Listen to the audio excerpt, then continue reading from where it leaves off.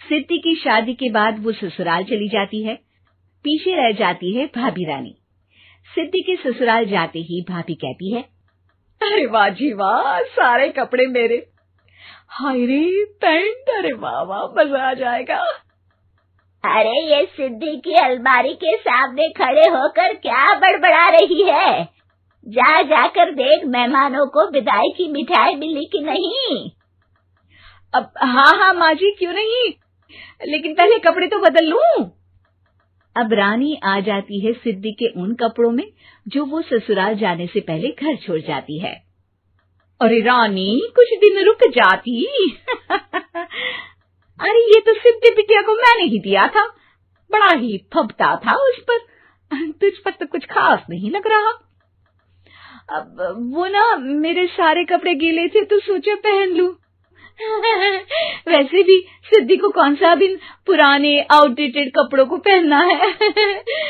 वैसे भी ये सूट तो मैंने तभी पहना था, वैसे खास है भी नहीं ये। हाँ ठीक है, लेकिन ना मेरी सिद्धि पर तो जमता था। सारे मेहमान चले जाते हैं और सिद्धि ससुराल से मायके पहली बार आती है। अपना घर, अपना कमरा, अपनी अलमारी। ये बोलकर जैसे ही सिद्धि अलमारी खोलती है तो सामने उसके कपड़ों की जगह कुछ और ही रखा होता है। माँ, ओ माँ, जरा कमरे में तो आना। सास और रानी वहां पहुंच जाते हैं।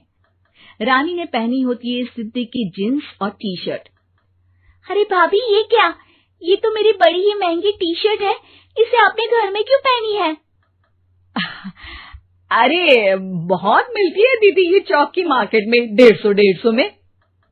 ओ भाभी प्लीज, ये एरोपोस्टल है, 2000 की एक टी शर्ट। ओह, 2000 में तो दीदी 4 साड़ी आ जाए। अब क्या बोलूं? भाभी, ये मेरी अलमारी में छोटू के कपड़े, तो मेरे कपड़े कहाँ हैं? मेरी अलमारी में? अब दीदी आपको कौन से पुराने कपड़े पहनने थे? माना भाभी, लेकिन मैं जब घर आती तो यही सब पहनती ना। अरे तुम तो बड़ी कंजूस हो दीदी। खैर, वक्त आता है जब सिद्धि ससुराल के लिए रवाना हो रही होती है। अरे रानी, अंदर से सिद्धि का गिफ्ट ले आ, लड़की पहली बार ससुराल से मायके आई है। रानी अंदर जाती है और एक सिंपल सी साड़ी लेकर बाहर आ जाती है। ये लीजिए माँ जी। सास बेटी को गिफ्ट देकर ससुराल भेजती है। अगले दिन रानी एक सुंदर सी साड़ी पहनकर सामने आती है। अरे रानी, ये तो वो साड़ी है जो मैंने सिद्धि को देने के लिए दी थी जब वो ससुराल ले जाती, लेकिन ये तूने कैसे पहन ली? अरे माँ जी, ये साड़ी तो मुझे बहुत पहले से ही पसंद थी, लेकिन चिंता ना करिए, मैंने सिद्धि के लिए भी अच्छी सी साड़ी दी है। हाँ।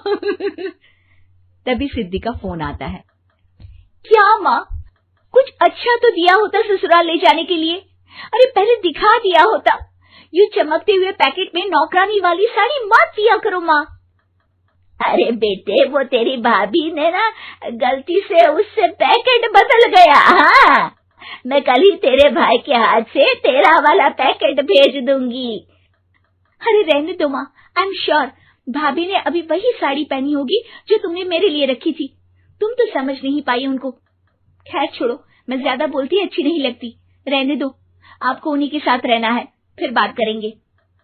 सास को रानी पर गुस्सा आ जाता है। वो उसके कमरे में जाती है जहाँ वो शादी का एल्बम देख रही होती है।